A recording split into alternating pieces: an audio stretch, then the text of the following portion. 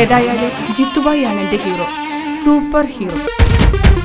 നമ്മളിപ്പോൾ ഈ സരോജ് കുമാർ എന്ന് പറയുന്ന ഉദയനാണ് താരം എന്ന് പറഞ്ഞ സിനിമയിൽ അദ്ദേഹത്തിന്റെ ക്യാരക്ടർ പരിശോധിക്കുകയാണെങ്കിൽ അദ്ദേഹം അങ്ങനെ പഞ്ച് ഡയലോഗ്സ് ഒന്നും പറയുന്നില്ല. അതേപോലെ തന്നെ വ്യത്യസ്തമായിട്ടുള്ള ആക്ഷൻ രംഗങ്ങൾ അതൊന്നും ഞാനതിൽ കണ്ടിട്ടില്ല.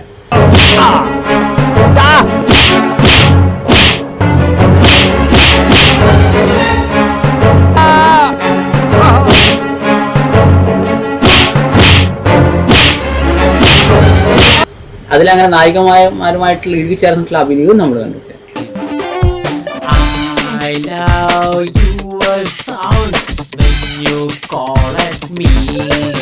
സരോജ് കുമാറുമായിട്ടുള്ള എൻ്റെ നിങ്ങൾ കമ്പയർ ചെയ്യുന്നതിൽ എന്ത് യുക്തിയുള്ളതെന്ന് എനിക്കറിയില്ല. മാത്രമല്ല ഒരു നടനെ എന്നെ നിങ്ങൾ കമ്പയർ ചെയ്യുന്നത് എന്നെ അപമാനിക്കുന്ന തുല്യമാണെന്ന് പറയാൻ ഞാൻ ആഗ്രഹിക്കുകയാണ്. എടാ, ഒരു ഗവൺമെന്റ് ഉദ്യോഗം ലഭിച്ചതിന് ശേഷം വിവാഹത്തെ കുറിച്ച് ചിന്തിച്ച പോലെ ഈ ഭൂമിയിൽ എന്താ ഗവൺമെന്റ് ഉദ്യോഗം ഇല്ലാത്തവർക്കൊന്ന് കല്യാണം കഴിച്ചൂടെ? അവസാനം എന്റെ പെൻഷൻ കൊണ്ട് അവളെ പോറ്റാൾ അവസ്ഥ ഉണ്ടാവരുത്. അങ്ങനെ ഒരു അവസ്ഥ ഉണ്ടായാൽ ഞാൻ തൂങ്ങി ചത്തോളാം. പോരെ മോനെ, നീയൊന്നും മിണ്ടാതിരിക്കേ. അവനൊന്ന് കല്യാണം കഴിച്ചു കാണാൻ നിങ്ങൾക്ക് താല്പര്യമില്ലേ? ഞാനിപ്പോ എന്താ വേണ്ടേ? നിങ്ങൾ കയ്യോടെ ആ പപ്പിയുടെ അച്ഛനെ വിളിച്ച് ഈ ഞായറാഴ്ച നമ്മൾ പെണ്ണ് കാണാൻ വരുന്ന കാര്യം പറ. ജിത്തു എന്ന വ്യക്തിയെ ഈ ലോകത്തിനറിയാം, എന്നാൽ ജിത്തുവിനെ ശേഖരനെ അറിയില്ല. ഞാൻ തീയിൽ കൊടുത്താവും, വെയിലത്ത് പാടില്ല മിസ്റ്റർ ശേഖർ. ആകാശത്തൂടെ പറന്നു നടക്കുന്ന പക്ഷിയെ ഏണി വെച്ച് പിടിക്കാൻ നോക്കല്ലേ പോലീസ്.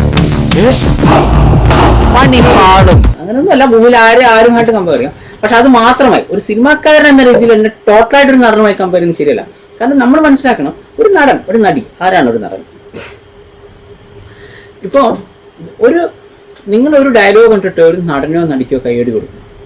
യഥാർത്ഥത്തിൽ അതിന്റെ പിന്നിൽ ഒരു സ്ക്രിപ്റ്റ് റൈറ്ററുണ്ട്.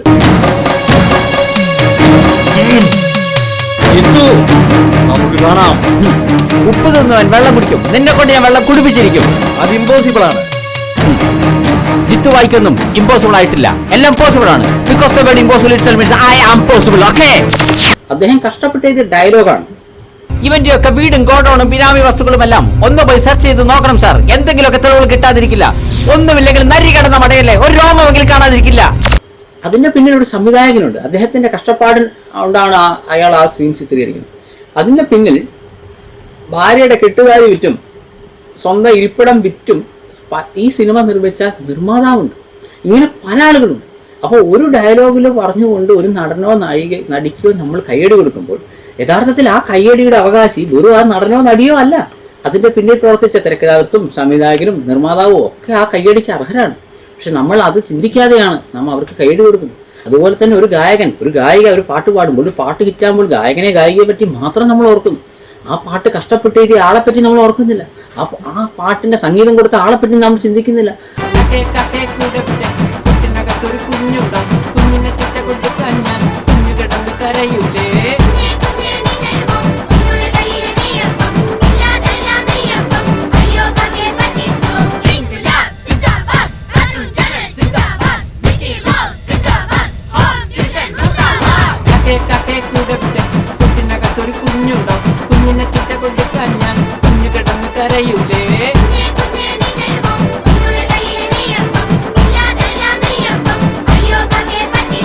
ആ പാട്ടിന് വേണ്ടി പണം മുടക്കിയ നിർമ്മാതാവിനെ നാം ഓർക്കുന്നില്ല.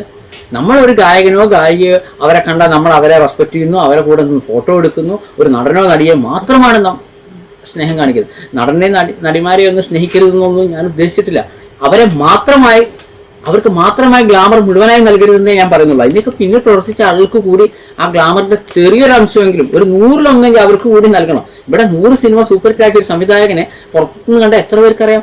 അതേസമയം ഏതെങ്കിലും ഒരു സിനിമയിൽ ഇറങ്ങിയാൽ മാത്രം അത് പടം പരാജയപ്പെട്ടാൽ പോലും ആ നടന്റെ കൂടെ ഒന്ന് ഫോട്ടോ എടുക്കാനൊക്കെ ആൾക്ക് ഭയങ്കര താല്പര്യമാണ്. ഇത് ശരിയല്ല. എല്ലാവർക്കും ഒരേപോലുള്ള ഇമ്പോർട്ടൻസ് നൽകണം എന്നാണ് എൻ്റെ അഭിപ്രായം. ഏതായാലും ജിത്തുബായിയാണ് എൻ്റെ ഹീറോ, സൂപ്പർ ഹീറോ.